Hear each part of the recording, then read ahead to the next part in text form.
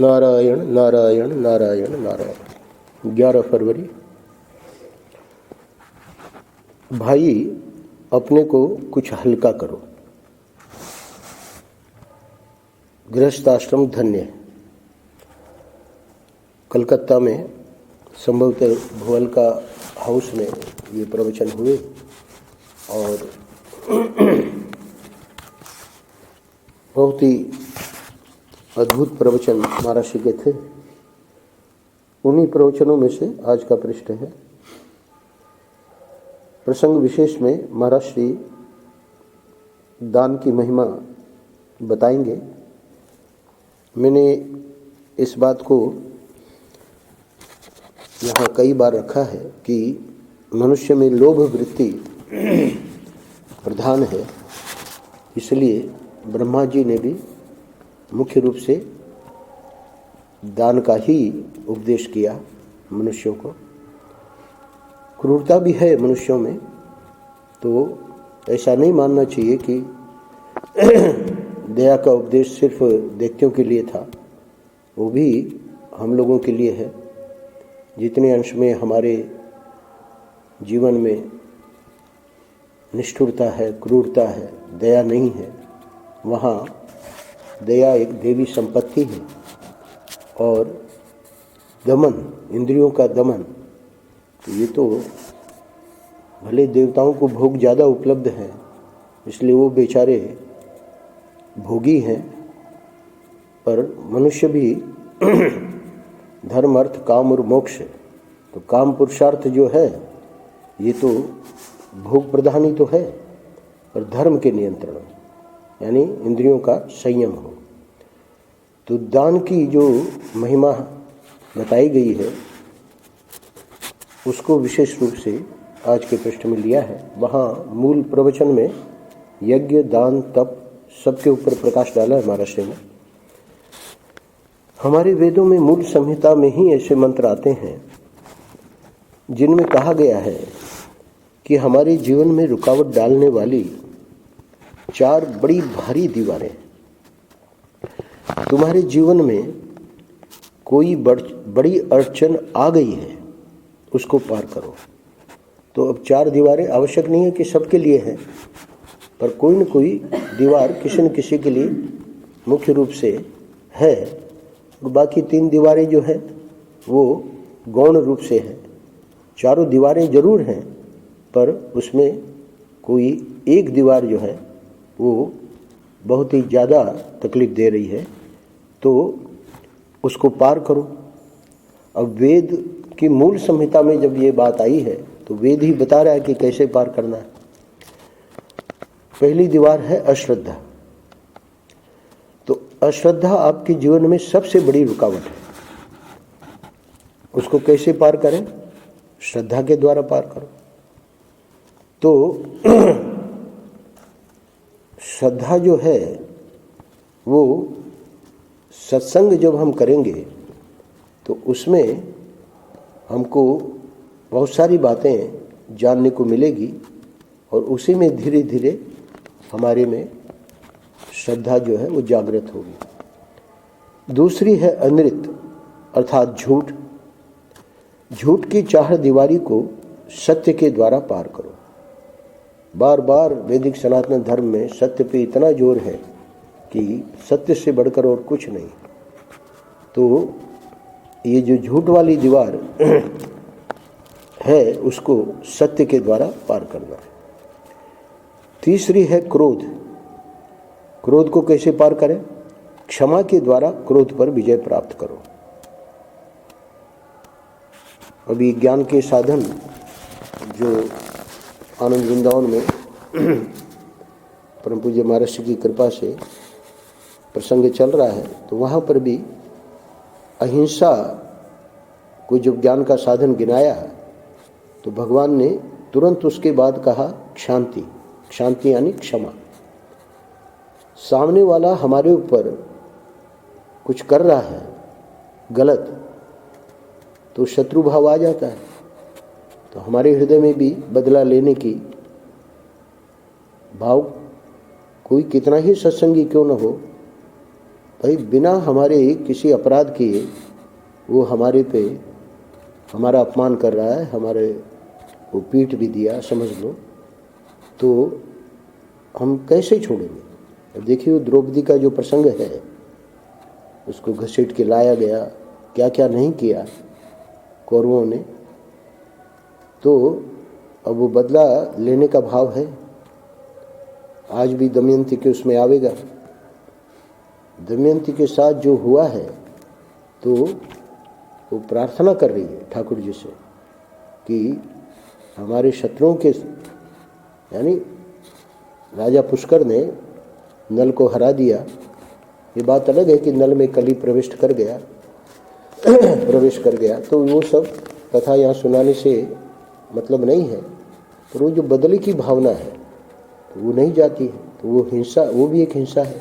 मन में भी अगर वो बात आई तो हिंसा है, वाणी में आई तो भी हिंसा है, और क्रिया में आ गई तब तो हिंसा है ही है। तो अहिंसा कैसे आवे, तो भगवान ने अहिंसा के आगे जो 20 साधन गिनाए हैं, तो अहिंसा के आगे शांति, शांति यानी क्षमा। तो महाराज श्री ने वहाँ व्याख्या की है कि अहिंसा आवेगी ही तब जब हमारे जीवन में क्षमा आवे। तो इसलिए यहाँ कह रहे हैं कि क्रोध, तो हिंसा में क्रोध आता है तभी हिंसा होती है। तो क्रोध वाली चार दीवारी कैसे पार करें? क्षमा के द्वारा क्रोध पर विजय प्राप्त करो। और चौथी है अदानम। यह जो हमको केवल लेना ही लेना आ गया है, इकट्ठा करो कि दीवार बन गई है, इस अवरोध को दान के द्वारा पार करो। तो वेद की मूल संहिता में जो मंत्र है उसका भाव यहाँ दे दिया महर्षि ने। माने जीवन के इन 4 अवरोधों को पार करने के लिए हमें श्रद्धा 1, सत्य 2, अहिंसा, क्षमा 3 और दान होने चाहिए। तो अहिंसा क्यों कहा? क्योंकि अहिंसा आवेगी क्षमा से। तो हिंसा की जो दीवार है, क्रोध की जो दीवार है, वो अहिंसा से, है ना, क्षमा से पार करना। आध्यात्मिक दृष्टि से दान आपके ममत्व को, आपकी ममता को कम करता है। अब इन 4 में से दान को लेकर महाराज आगे बताने जा रहे हैं आज के पृष्ठ में। आध्यात्मिक दृष्टि से दान आपके ममत्व को, आपकी ममता को कम करता है। आपके सिर का बोझ कम करके आपको हल्का फुल्का बनाता है। महाराज तो यहाँ तक कहते थे कि 100 रुपये पे ममता है और 1 रुपये का दान कर दिया, तो अब आपकी ममता जो है 99 रुपये पर ही रही, 1 रुपये पे कम हो गई। तो जो बोझ हल्का करने की रीति है वो यही है कि जितना जितना हम अपना ममत्व कम करते चलेंगे, उतना उतना ही ये जो बोझ हल्का हो जाएगा। तो एक सज्जन एक महात्मा के पास गए, महाराज हमको परमात्मा का साक्षात्कार करा दो। महात्मा ने कहा अच्छा कल आना। वहीं एक छोटी सी पहाड़ी थी, तो कहा कि तब हम सामने वाली पहाड़ के शिखर पर चलेंगे और तुम्हें परमात्मा का दर्शन करा देंगे। तो वो जो सज्जन थे, स्वाभाविक है, दूसरे दिन वहाँ पहुँच गए महात्मा के पास। महात्मा ने पहले से ही एक पोटली में बहुत से पत्थर बांध रखे थे। उसके आने पर बोले उठाओ इसको और मेरे साथ साथ चलो। उठा लिया उसने। अब दोनों चलने लगे। कुछ दूर जाने के बाद वह बोला महाराज अब यह बोझ लेकर मुझसे और नहीं चला जाता। अब पोटली में जब पत्थर बांध के रखे थे तो स्वाभाविक है पत्थर का और ऊपर चढ़ रहे हैं तो ऊपर चढ़ने में सांस फूलती है। और बूढ़े लोगों का तो ऊपर चढ़ने क्या, सामान्य चलने में ही सांस फूलती है। कल हम वहाँ कोठी से और उधर शिव जी के मंदिर के सामने मंच बनाया गया। तो महेंद्र जी ने कहा कि चलो भाई, अब वो आने वाले हैं वर राजा, उनको खबर मिल गई होगी कि कोगला आश्रम से रवाना हो गए। स्वामी मेशान जी भी पहुंच गए थे। तो हमको बोले कि मुझे धीरे धीरे चलना पड़ेगा क्योंकि मेरी सांस फूल जाती। तो ऊपर जब चढ़ेगा व्यक्ति तो उसमें ज़्यादा परिश्रम है, तो स्वाभाविक है। उसने कहा कि महाराज अब ये बोझ लेकर मुझसे और नहीं चला जाता, क्योंकि पत्थर पोटली में थे ना। तो महात्मा बोले अच्छा एक पत्थर निकाल दो। मोटे मोटे पत्थर थे तो एक बड़ा पत्थर निकाल दिया उसने, कुछ हल्का हो गया, फिर चलने लगा। अब और चढ़ाई तो पहाड़ की, वो तो समतल है नहीं, और परिश्रम हुआ। तो थोड़ी देर चलने के बाद वो फिर बोला कि अब तो मुझसे बिल्कुल नहीं चला जाता, लगता है कि मैं मर ही जाऊंगा। बाबा बोले एक पत्थर और फेंक दिया। इस तरह पहाड़ के शिखर पर चढ़ते चढ़ते सारे पत्थर फेंक देने पड़े। फिर जरा सांस लेकर उसने कहा महाराज आपने इतना पत्थर उठवाया, पहाड़ पर चढ़ाया, अब तो ऊपर चढ़ आए, शिखर पर पहुंच गए, अब तो परमात्मा का दर्शन करा दीजिए। क्योंकि महात्मा ने कहा था कि कल आना, हम सामने वाले पहाड़ के शिखर पर चलेंगे और तुम्हें परमात्मा का दर्शन करा देंगे। तो कहा बेचारे ने कि अब तो परमात्मा का दर्शन करा दीजिए। महात्मा बोले जब पत्थर के 5 टुकड़े लेकर पहाड़ पर नहीं चढ़ सके, तब दुनिया का इतना बोझ दिमाग में लेकर परमात्मा के पास कैसे पहुंच सकते हो।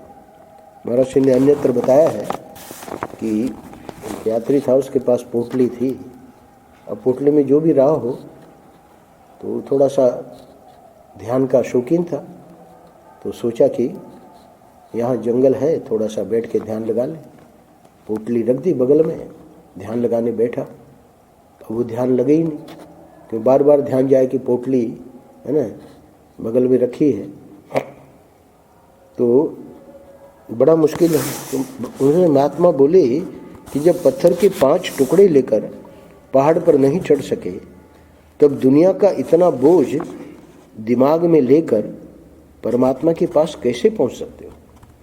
यानी यहाँ बोझ सिर्फ जो धन है उसी का नहीं है, जितने विकार हैं, काम, क्रोध, लोभ, मोह, मद, मात्सर्य, राग, द्वेष, ये सब पत्थर है।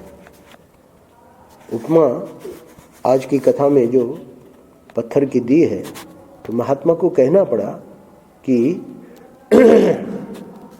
साधना करनी पड़ेगी इन विकारों को जीवन से हटाने के लिए। इसीलिए कल का पृष्ठ बहुत महत्वपूर्ण था, और हमारी दृष्टि भी 29 फरवरी पे इसीलिए गई कि कल के पृष्ठ के बाद एक बात बताई ओमेश वाले शर्मा जी ने।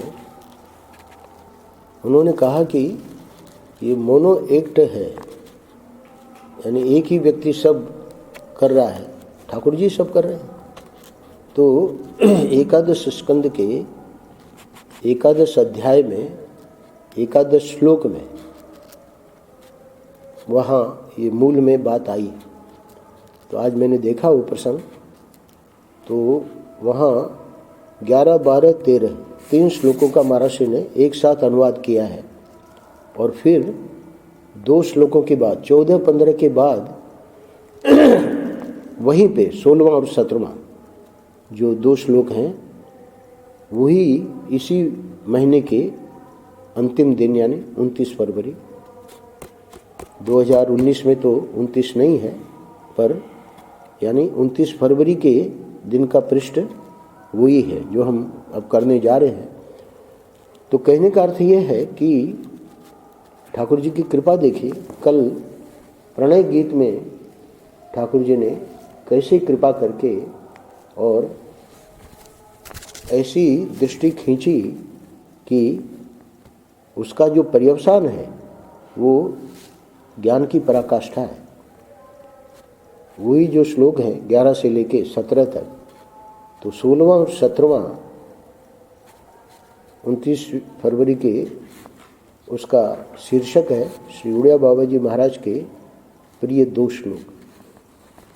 महाराज जी कहा करते थे कि बाबा महाराज को वो श्लोक बहुत प्रिय थे भागवत के, और अद्भुत श्लोक हैं। तो उसी प्रसंग में चूँकि कल शर्मा जी ने ये बात जब कही तो हमने वो अध्याय देखा, तो हमको ध्यान में आया जब वो श्लोक 16-17 तक में पहुंचा तो हमको पता था कि ये आनंद रस रत्नाकर में लिए हुए हैं। तो हम अब वहाँ चल रहे हैं। नारायण नारायण नारायण नारायण।